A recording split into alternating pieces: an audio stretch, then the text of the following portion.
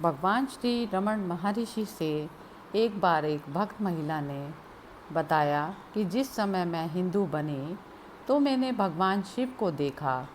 कोटालम में भी मेरे साथ ऐसा ही अनुभव हुआ। ये दृश्य भले ही क्षणिक थे परंतु आनंद से भरपूर थे। मैं जानना चाहती थी कि उन्हें स्थायी और निरंतर रूप से कैसे पाया जा सकता था। शिव के बिना मुझे अपने जीवन में कुछ दिखाई नहीं देता। मुझे उनके बारे में सोचकर प्रसन्नता होती है। कृपया मुझे बताएं कि मैं उन्हें इस तरह निरंतर कैसे देख सकती हूँ। इस पर भगवान श्री रमण महर्षि ने बताया, आपने कहा कि आपको शिव दिखाई दिए, परंतु एक दृश्य सदा किसी वस्तु का होता है। इसका अर्थ है कि उसका कोई अस्तित्व है। दृश्य का मूल्य दृष्टा के समान होता है। कह सकते हैं कि दृष्टा जिस तल पर होता है उसका दृश्य भी उसी तल पर होता है। छवि दृश्य है, इसलिए अदृश्य होने की भी सूचक है। वह कभी भी नित्य नहीं हो सकता, परंतु शिव नित्य है। शिव को देखने का अर्थ है कि आपके पास देखने वाले नेत्र हैं। यह दृश्य के पीछे छिपी बुद्धि की ओर संकेत करता है और अंततः दृष्टा की चेतना का सूचक है। यह दृश्य वैसा सत्य नहीं है जैसा कि देखने वाला उसकी कल्पना करता है, क्योंकि यह प्रत्यक्ष दर्शन नहीं है। यह चेतना के अनेक क्रमिक चरणों का नतीजा है। केवल चेतना में ही परिवर्तन नहीं आता। यह अनंत है, यह शिव है।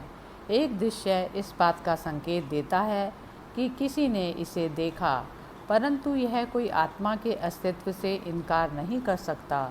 ऐसा कोई क्षण नहीं होता जब आत्मा चेतना के रूप में अपना अस्तित्व नहीं रखती, और ना ही दृष्टा चेतना से परे रह सकता है।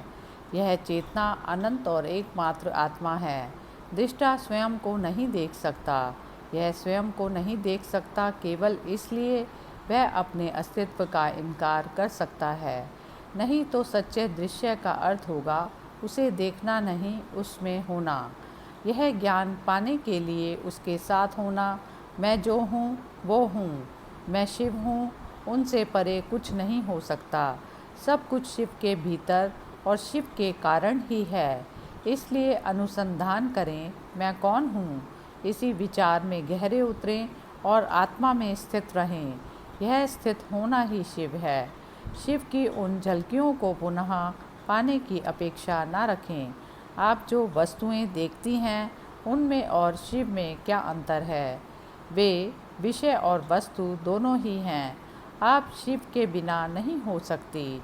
शिव तो सदा से यहीं और परम सत्य है। अगर आपको लगता है कि आपने शिव को नहीं पाया तो आपकी यह धारणा अनुचित है।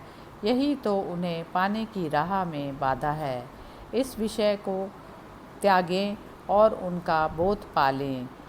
तब उन भक्त महिला ने कहा, जी, परंतु मैं इसे तुरंत प्रभाव से कैसे पा सकती हूँ। इस पर भगवान श्री रमण महर्षि ने बताया, यह भी ज्ञान पाने की राह में एक और बाधा है। क्या कोई व्यक्ति शिव के बिना हो सकता है? अब भी वे आप ही हैं। समय का तो कोई प्रश्न ही पैदा नहीं होता। अगर अज्ञान का एक भी क्षण होता तो ज्ञान या बोध पाने का प्रश्न पैदा हो सकता था, परंतु आप उनके बिना नहीं हो सकती। वे तो सदा से ही ज्ञानी थे, हैं और रहेंगे। उनके आगे समर्पण कर दें, भले ही वे दिखें या ना दिखें। उनकी कृपा मिलने की प्रतीक्षा करें।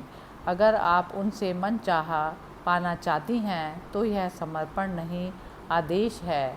आप उनसे आज्ञा पालन करवा के यह नहीं कह सकती कि आप उनके आगे समर्पण कर रही हैं। वे ही जानते हैं कि क्या, कब और कैसे बेहतर होगा। सब कुछ उन पर ही छोड़ दें, यह उनका भार है। अब आपके पास कोई चिंता नहीं है। यह सारी चिंताएं उनकी ही हैं। यही समर्पण है, यही भक्ति है। भक्त महिला ने कहा, ईश्वर का दर्शन अद्भुत और भव्य होता है। इस पर भगवान कहते हैं, ईश्वर का दर्शन केवल आत्मा का दर्शन है। जो आपके इष्ट का रूप लेकर दिख रही हैं। आपको इस आत्मा को जानना है।